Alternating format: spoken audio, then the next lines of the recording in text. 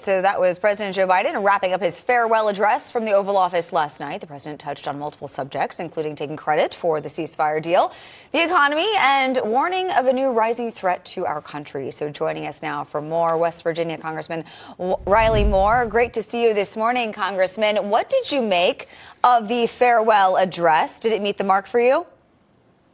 No, and good morning to you all. Thanks for having me on. That was a litany of hypocrisy throughout that entire speech. This idea, and you all talked about in your last segment, of this rising challenge of the oligarchy and the financial elites and all that. He gave the Presidential Medal of Freedom to George Soros. Like 2 weeks ago. This is the same guy that did that. And I kept my word. I was a president for all Americans. It really feels like he was a president for everybody but the American people. He let 12 million illegal migrants into this country.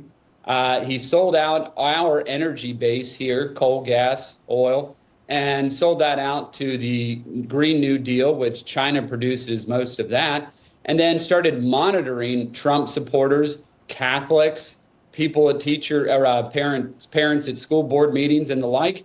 I mean, this was just riddled with hypocrisy, all of this. And then obviously the cherry on top was the warning about ethics. The guy just pardoned his son, 10-year look back on that for all the crimes committed there.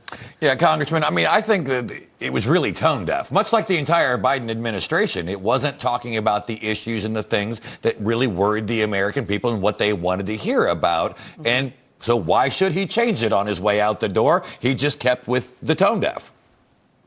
Well, you're right on that. He was completely consistent in being tone deaf, which is why 61% of everybody who has been polled out here agrees that this was a failure. 61% of everybody believes that this administration was a failure. And guess what? They are correct.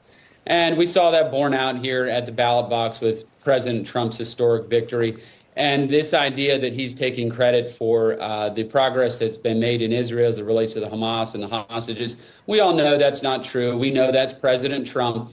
Just the same way where he won, now Hamas wants to talk, now the Taliban wants to talk, now Putin wants to talk. That didn't happen on Biden's watch. That happened on President Trump's watch because we have strength coming back into the White House, and they're going to respect this nation again. Yeah, you make such a good point. And for those that missed the speech last night, this is the soundbite of Joe Biden talking about the ceasefire deal. Take a listen to this. After 8 months of nonstop negotiation, my administration, a ceasefire and a hostage deal has been reached by Israel and Hamas. Yeah, so he tried to make it pretty clear there that it was his doing this. We know that Donald Trump played a huge role in this, too, especially on January 7th when Donald Trump came out and said there will be hell to pay. I think Hamas got the message, Congressman. No, I think they read that message loud and clear. And and even President Trump didn't necessarily send any message to the Taliban, for instance, and they unilaterally on their own said, we would like to talk to you. Everybody knows that the boss is back in town, and we are not going to put up with any of this. And this is the same thing that happened when he came in the last time. He, as you might recall, Obama said, well, ISIS is going to be this generational threat, and they're just going to have this caliphate that we're just going to have to live with out in the Middle East. Trump comes in and eliminates it within months. Months. Yeah. He's gone. So now we're going to have strength back in the White House. And with President Trump back in the White House, the world is going to be a safer place. He is the peace and prosperity president. And thank God he's back. Congressman Riley Moore, thank you so much for joining this morning. Really appreciate it. Thank you.